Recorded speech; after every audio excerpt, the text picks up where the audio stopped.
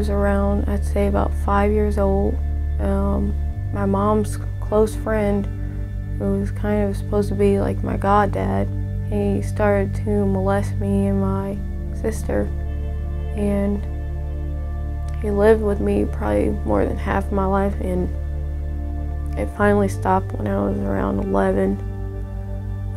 And I remember like the last time I told my mom that it happened, she didn't believe me, and like I felt pretty crushed about that. Like, why would I lie about that? When I turned around 14 or so, that's when I started to smoke weed and hang out with people. That's all they did was smoke weed. It was like when my mom was drunk, like we were high. We stayed away from her because she would get violent. Until the age of 5, I lived with my mother and the guy who I thought was my father. We were going through a lot of financial problems, so my father chose to go rob a bank. And before he even made it back, he was shot and killed. Eventually, my dad's sister took me and my 2 younger sisters in. One day I was listening to this young lady's story, and she was telling me that she was living with her boyfriend, who was pretty much prostituting her out. And she said it with such ease that it just absolutely stunned me. And so I just started really investigating a little bit more what was going on with these girls. And the thing that I found out that was so common is that they were all just looking for love, but looking for love in the wrong place. I graduated, I moved in with my boyfriend's parents, and I had my daughter when I was 19. When my daughter was like 5 or 4 months old, I cheated on my daughter's dad, and I couldn't live there anymore, so I was moving from home to home. I picked up multiple sex partners. My eating disorder just got like really out of control. Like I would remember just like laying on the floor, not wanting to eat, and I would be so hungry and I feel weak. And like I just remember hating my life so much. Like how I would use my body to feel.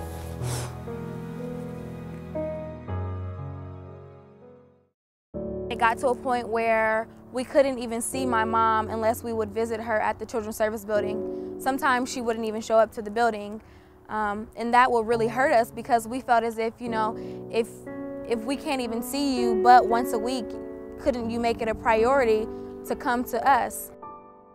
Something very traumatic for me that happened is I found out who my biological father was. One day he just wrote me and he explained that there was a strong possibility that I was his daughter. He said that my mom had shut him out of her life, and as of today we are still building a relationship. My mom had her 7th child in September of 2008, and one night she was just drunk, and when she fell asleep she rolled on top of my baby sister. The next morning she woke up to my baby sister in her arms dead. I remember my daughter's dad, he told me about an old high school friend who gave their life to God. And I remember thinking how much I wanted to be happy the way he talked about it. So that night when I went to bed, I prayed to God for him to help me because I didn't want to be in that lifestyle anymore. These are genuinely young people who are looking to find the answers. And the cool thing about it is they're not offended by it being God. They have found an answer, so it's not beneath them to be able to say, I've turned to God and He's the one that's healing my life. So I got involved in the Bible studies. Anna started shepherding me, and so I got really involved and met my husband, who I've been married to for a year now. I met him at church, and like I remember just like knowing there's something different. Like I've never met a guy who loved God that much and loved God enough to not have sex with me and not use me and like encourage me in my walk, and just to be a strong leader for me and my daughter and my nephew, who I have custody of. It wasn't until I became a consistent member of Youth for Christ City Life when I actually grasped who Jesus was and what he could do for you.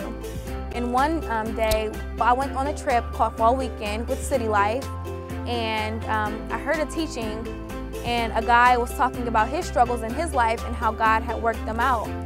And this had completely changed my mind about God and how he could work through my life too. So at that moment, I received Christ on my own, and I didn't tell anyone. But eventually, it showed because Shelly asked me to be her disciple. And I was skeptical about doing it because I wasn't ready to be held accountable, but I eventually did it. Through me building my relationship with Christ, I realized that that was the most important decision that I could have ever made in my life.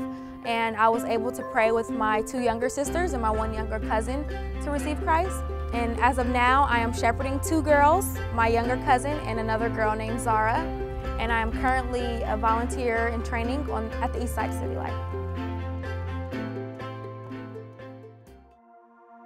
Shortly after I got married, I started suffering really bad from anxiety. It was like crippling. Finally started counseling, and I was able to open up to Krista about so many things in my childhood, things that just made me so ashamed of myself, and I felt like a monster. And Krista helped me to gain my identity from Christ. It is in that weakness that God will use her the most. It is in that weakness that God will become powerful in her life, and she will start to overcome. He says, I comfort you so you can comfort another. And I think that's what she is starting to realize, is that in that weakness, God is using her, and he's going to use her in supernatural ways because she's choosing to accept the grace. I just look at my life 3 years ago, and I look at my life today, and I honestly don't know where I would be if I didn't start counseling. It's I can't believe God took me out of that.